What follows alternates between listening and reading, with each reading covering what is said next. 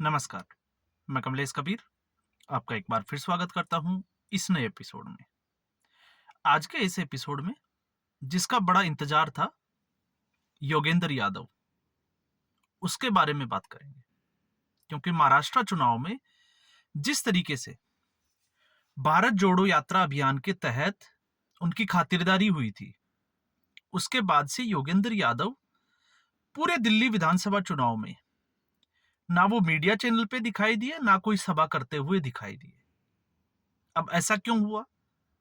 ऐसा इसलिए हुआ क्योंकि हरियाणा का जब विधानसभा चुनाव था, हमने पहले भी इसके बारे में बात की थी। हरियाणा के विधानसभा चुनाव में क्योंकि वो किसान आंदोलन का गढ़ था, केंद्र बिंदु था, पंजाब और दिल्ली के बीच में, हरियाणा की सीमा के अंदर, जहां पर किसान डटे हुए थे, और उन किसानों के साथ योगेंद्र यादव का उठना बैठना था, उसको लीड भी किया था। तो इस वजह से योगेंद्र यादव को लगा कि इस बार भारतीय जनता पार्टी की जो सरकार है हरियाणा की, वो हट जाएगी, और जब सरकार चली जाएगी तो उसके बाद किसानों को रास्ता मिल जाएगा दिल्ली तक पहुंचने का, और फिर किसी भी तरीके से दिल्ली को बंधक बना लिया जाएगा, तो वो अपने मंसूबों में कामयाब हो जाएंगे। अब भले ये जो है वो राकेश टिकैत का भी हम मान लीजिए, या दूसरे किसान नेता जो थे उनकी भी सोच यही थी। और इसी वजह से योगेंद्र यादव, जो कि अपने आप को राजनीतिक विश्लेषक मानते हैं, सेफोलॉजिस्ट मानते हैं, तो ऐसी स्थिति में उन्होंने जिस तरीके से हरियाणा का आकलन किया, और उस आकलन में कुछ वामपंथी मीडिया के लोग मान लीजिए, या दलाल मीडिया के लोग जो है वो बह गए, और उनको लगा कि योगेंद्र यादव जो कह रहे हैं वास्तविक स्थिति वही है। और ऐसा उनके साथ ही नहीं, बहुत सारे लोगों के साथ हुआ, क्योंकि अग्निवीर बड़ा मुद्दा था किसानों का, वो भी बड़ा मुद्दा था। तो ऐसे में हरियाणा में सबको लगा कि कांग्रेस पार्टी को एक एज है, लेकिन कांग्रेस पार्टी ठहरी अपनी गलतियों की वजह से। और कांग्रेस पार्टी के लिए जिस तरीके से योगेंद्र यादव ने भविष्यवाणी की कि कांग्रेस की जो है वो हवा चल रही है, आंधी चलेगी या फिर सुनामी होगी, इससे ज्यादा कुछ नहीं होगा। लेकिन जब परिणाम आया तो योगेंद्र यादव की भविष्यवाणी औंधे मुंह गिर गई, और तभी से योगेंद्र यादव लगातार जो है वो टारगेट पे थे। और योगेंद्र यादव का आपने देखा होगा पूरा एक पैटर्न भी रहा है कि जहां जहां भारतीय जनता पार्टी चुनाव लड़ती है वो उस राज्य में जाते हैं, और वहां पर जाकर वो भारतीय जनता पार्टी के खिलाफ जो है वो एक माहौल बनाने की तैयारी करते हैं। लेकिन हरियाणा का जो विधानसभा चुनाव था, योगेंद्र यादव को इस बात का आभास ही नहीं हुआ, वो सोच ही नहीं पाया कि ये जो चुनाव है वो योगी आदित्यनाथ के बटोगे तो कटोगे के हिसाब से चल रहा है। और जिस तरीके से एक हिंदुत्व की लहर चली, उसको योगेंद्र यादव पढ़ने में कामयाब नहीं हुआ, और इसी वजह से योगेंद्र यादव पहुंच गया महाराष्ट्र। और महाराष्ट्र में जैसे ही वो पहुंचा, आपको पता होगा किस तरीके से योगेंद्र यादव के कपड़े फाड़े गए, कुर्सियां फेंकी गई, और उसके बाद से योगेंद्र यादव चुप। तो महाराष्ट्र का विधानसभा चुनाव लैंडस्लाइड हो गया, योगेंद्र यादव जो है वो चुपचाप बैठा रहा। लेकिन औरों का मुझे नहीं पता, मुझे ये लग रहा था कि शायद दिल्ली के विधानसभा चुनाव में योगेंद्र यादव जरूर अपना मुंह खोलेगा। लेकिन पूरे चुनाव प्रचार के दौरान, और अंतिम हम कहें कि एग्जिट पोल तक भी, योगेंद्र यादव चुप रहा, कहीं मीडिया हाउस में दिखाई नहीं दिया। क्योंकि कुछ लोग जो है वो योगेंद्र यादव को बुलाना पसंद करते हैं, उनकी टीआरपी जो है उसी से चलती है। लेकिन जैसे ही चुनाव परिणाम आया, योगेंद्र यादव जो है वो फिर बिल से बाहर निकला, और अब योगेंद्र यादव एक अपने जो दिल की जो टीस थी, टशक थी, उसको दबाए बैठा था। और इसीलिए मैंने बोला कि योगेंद्र यादव चुनावों में जो है वो बाहर नहीं आया, मैं इसका बड़ा इंतजार कर रहा था। क्यों नहीं? क्योंकि आम आदमी पार्टी का जब इंडिया अगेंस्ट करप्शन चल रहा था जोरों से 2011 के बाद में, और उसके बाद में जब आम आदमी पार्टी की स्थापना हुई थी, तो संस्थापक सदस्यों में से एक था योगेंद्र यादव। इसलिए जरूरी हो गया था कि योगेंद्र यादव इस चुनाव को किस तरीके से या किस चश्मे से देखता है। लेकिन योगेंद्र यादव तो सामने आया नहीं। अब या तो योगेंद्र यादव को यह पता था कि कहीं जो है वो उसकी खुशामद अच्छे से ना हो जाए, वेलकम अच्छे से ना हो जाए महाराष्ट्र की तरह, या और भी कारण हो सकते हैं। अब जब दिल्ली के विधानसभा चुनाव के बाद में, आजकल योगेंद्र यादव जो है वो हर चैनल पे अपना इंटरव्यू देते घूम रहे हैं, और बात कर रहे हैं चुनावों के विश्लेषण की। लेकिन मुझे लगता है कि चुनावों का जो विश्लेषण है, वो आजकल जो बड़े लेवल के जो पत्रकार हैं, उनके बस का है नहीं। क्योंकि वो ग्राउंड पे जाते नहीं और आज भी वो अपनी बूढ़ी सोच से ही जो है वो उसको सारा कुछ देखता है। उनको लगता है कि चुनाव जो है वो पहले की तरह चलता है और मतदाता जो है वो भी पहले की तरह ही सोचता है, जिस ज़माने के वो पत्रकार थे, लेकिन अब दोनों ही बदल गए। इसलिए आपने देखा छोटे-छोटे यूट्यूबर्स, वो जिस तरीके से ग्राउंड पे वर्क करते हैं और जिस तरीके से वो सीटों का आकलन करते हैं, वो सही निकल जाता है और रवीश कुमार, अजीत अंजुम जैसे लोग जो है और एक वो गेंडा जिसको क्या नाम है अशोक वानखेड़े, वो जो है वो चुपचाप बैठे-बैठे देख लेते हैं और फिर गालियाँ खाते रहते हैं कमेंट बॉक्स में।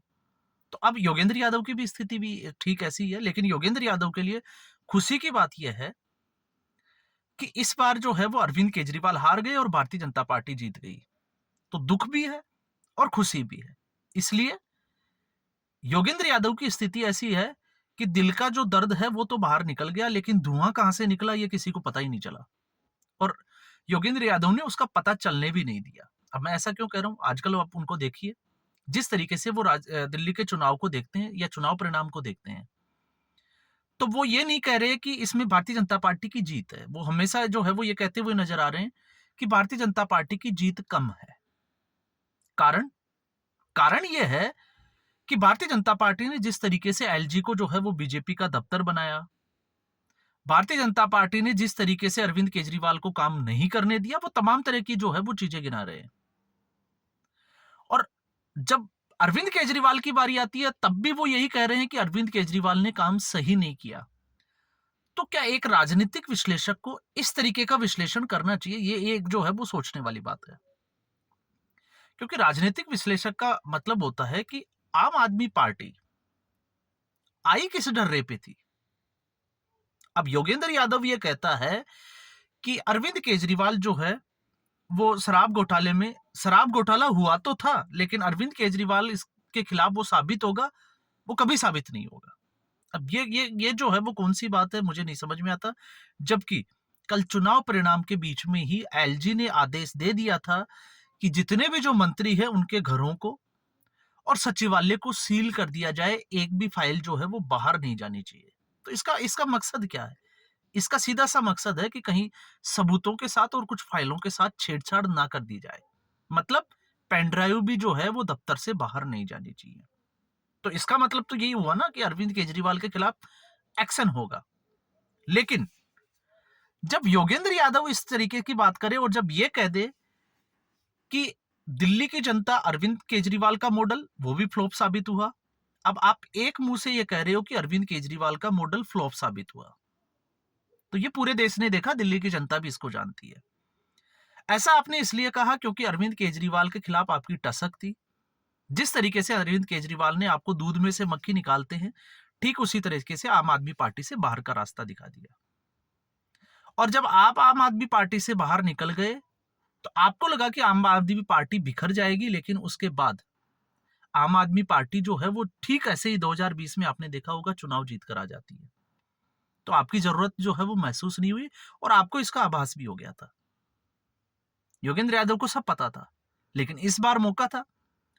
लेकिन अब आप देखिए कि योगेंद्र यादव ने बड़ी चालाकी के साथ आम आदमी पार्टी के दिल्ली का जो मॉडल था उसके साथ लपेटे में ले लिया गुजरात मॉडल को, कि गुजरात मॉडल भी जो है वो काम करने का कम था, लेकिन विज्ञापन का ज्यादा था।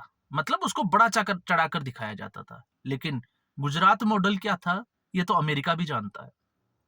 गुजरात मॉडल क्या था ये पूरा देश जानता है कि 2014 के बाद में अब तक प्रधानमंत्री नरेंद्र मोदी प्रधानमंत्री की कुर्सी पर बैठे हुए हैं।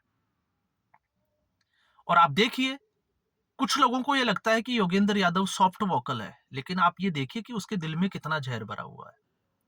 जब उनसे क्वेश्चन पूछा जाता है पश्चिमी बंगाल पे लेफ्ट पार्टियों का, तो वो लेफ्ट पार्टियों को अच्छा बताने की कोशिश करते हैं कि देखो उन्होंने फिर भी 30 साल तक पश्चिमी बंगाल में शासन किया।